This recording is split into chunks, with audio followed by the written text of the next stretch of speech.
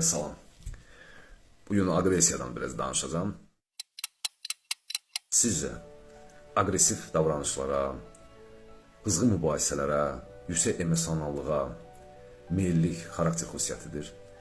Əslində yox. Bir çox insanlar davranışlarını mən belə insanam, bu mənim təbiətimdir sözləri ilə əsaslandırırlar. Amma əslində agresif davranış, mübahisələr, səbirsizlik, yüksək emosionallıq şəxsiyyət xüsusiyyəti deyil.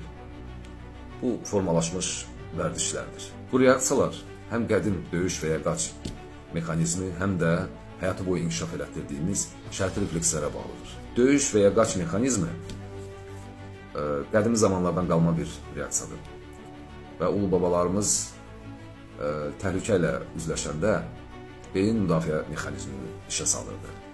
Və onlar təhlükə ilə üzləşəndə ya hücum edirdilər ki, təhlükəni zərərsizləşsinlər, ya da qaçırdılar ki, canlarını qurtarsınlar.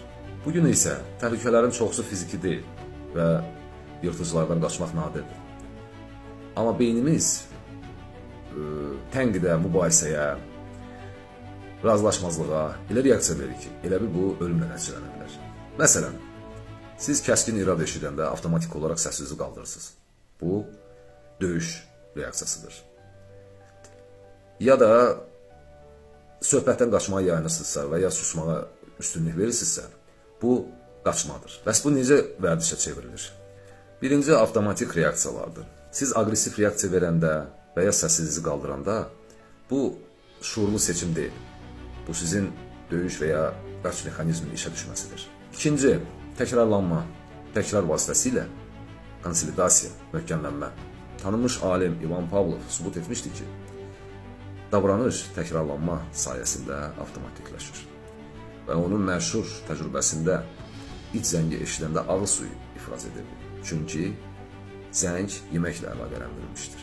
İnsan davranışında eyni prinsiplə işləyir və hər bir vəziyyət zəng rolunu oynayır və tanış reaksiyalar doğurur. Məsələn, tənqid bir triggerdir və sizdə səsin yüksəlməsi refleksi yaranır. Çünki siz bu cür müdafiə olunmağa alışmısınız. Zaman keçdikcə bu refleks güclənir və niyə belə reaksiya verdiyinizi siz düşünmürsünüz. Bu avtomatikləşir. Təkrarlandıqca bu refleks güclənir və zaman keçdikdə niyə belə reaksiya verdiyinizi düşünmürsünüz. Çünki bu avtomatik baş verir. Üçüncü, sosial təsir.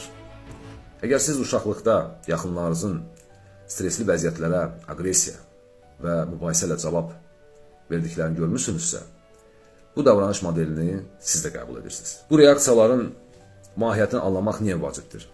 Çünki aqressiv davranış, mübahisələr sizin təbiətiniz deyil. Siz bu bioloji mexanizmlər və formalaşmış reflekslərin nəticəsi olduğunu anladıqda onları dəyişməyə başlaya bilərsiniz. Aqressiya sizin xarakterinizin bir hissəsi deyil.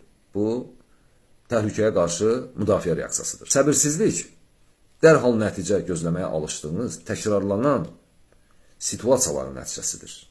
Mübahisə stresli və ya münaqişəli vəziyyətlərə cavab olaraq formalaşmış özünü təsdiqləmə vərdişidir. Özünüzü dəyişin və dünya da ətrafınızda dəyişəcək. Uğurlar.